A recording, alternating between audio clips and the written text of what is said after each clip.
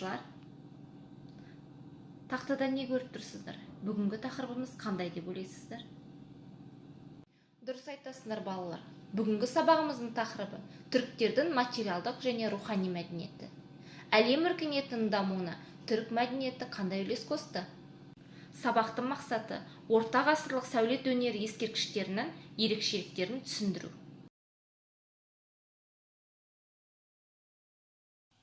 Олай болса балалар, тапсырмаға назар аударамыз. Тақтада көрсетілген тірек сөздердің орысша, ағылшынша аудармасын табыңдар.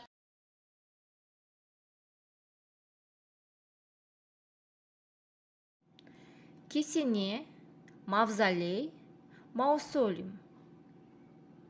Мұнара, башня, тауэр. Мешіт, мечет, Москва, шығыс моншасы, восточная баня, эстern бас. Келесі тапсырма. Суреттердегі сәулет өнері ескерткіштерін анықтап, кем дегенде 3 сөйлем арқылы дәлелде.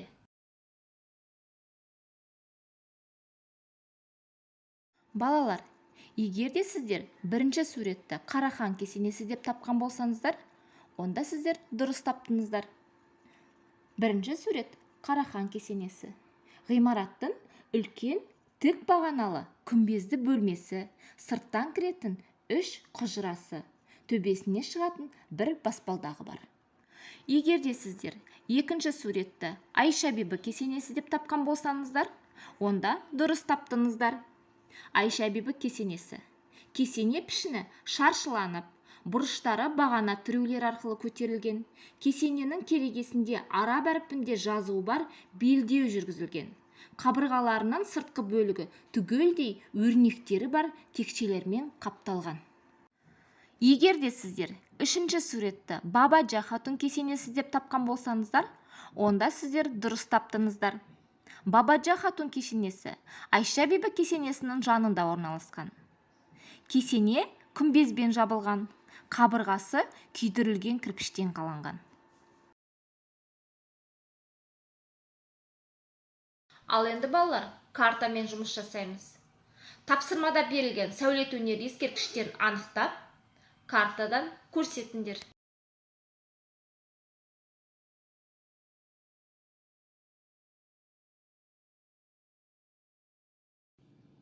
Қарахан кесенесі Тараз қаласында. Бабаджа хатун Айша бибі кесенесі Жамбыл облысында. Сараман қосы Бегім ана кесенесі Қызылорда облысында.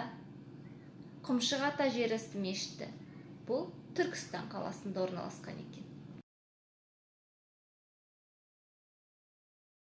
Балалар, назарымызды жасырын ұяшықтар тапсырмасына аударамыз. Бұл тапсырмада өздеріне ұнаған кез келген ұяшықты таңдай аласыңдар. Ал балалар, дайын болсаңыздар, өздеріне ұнаған ұяшықты таңдап, берілген тапсырмалар мен бейне сұрақтарға жауап беріңдер.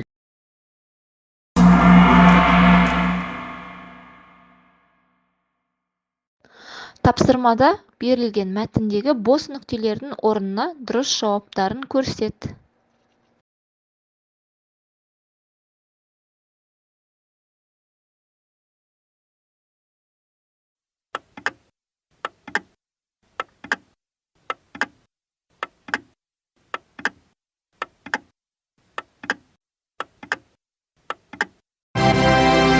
Назарларыңызда ұяшықта ұсынылған сұрақтың жауабы. Бұл ұяшықта келесідей тапсырма жасырылған. Төменде берілген мәтінді оқи отырып, сұраққа жауап беріңдер.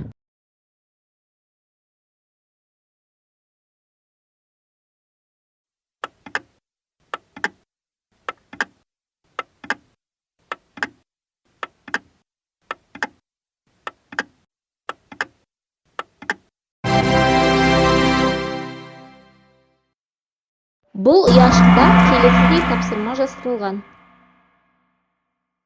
Балалар, берілген тұжырымның ақиқат немесе жалған екенін табыңдар.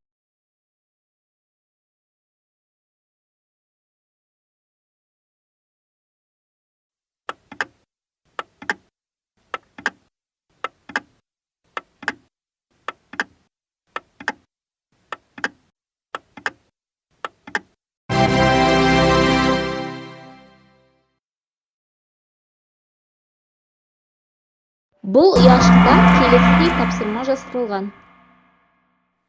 Сәлеметсіздер ме? Менің аты-жөнім Шеңгес Емилия. Мен 8-ші А сынып оқушысымын. Бұл сәулет өнері ескерткіші 10-12 ғасырларда салынған. Қабырғалары күйдірілген кірпіштен қаланған. Бөлме қабырғаларында шырағдан қоюға арналған қуыстар бар. Бұл қандай мешіт?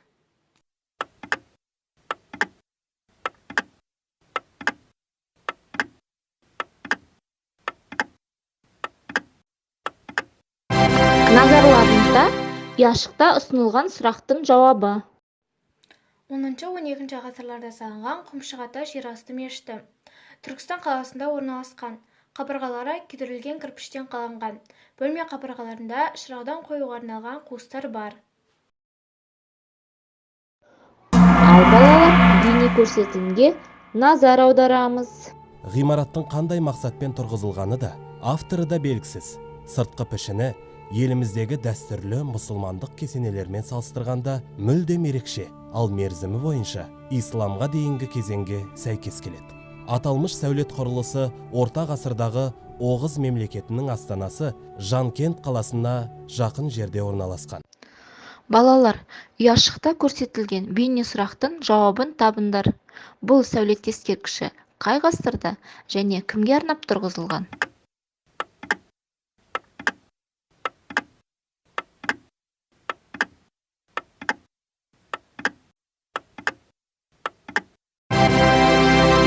Назарларыңызда ұяшықта ұсынылған сұрақтың жауабы. Бегім Ана мұнарасы 11 ғасырдың архитектуралық ескерткіші.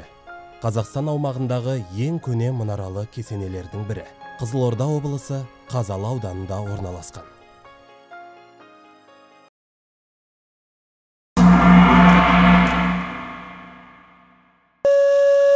Ал балалар, бейне көрсетілімге назар аударамыз.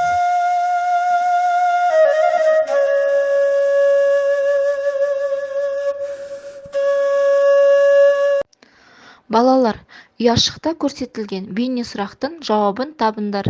Бұл сәулет ескерткіші қай ғасырда және кімге арнап тұрғызылған?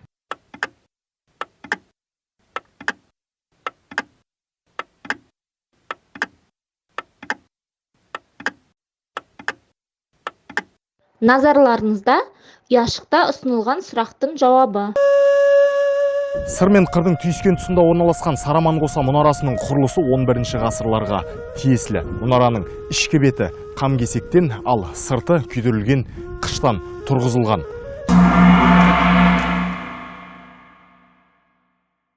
Жарайсыңдар балалар. Келесі тапсырма.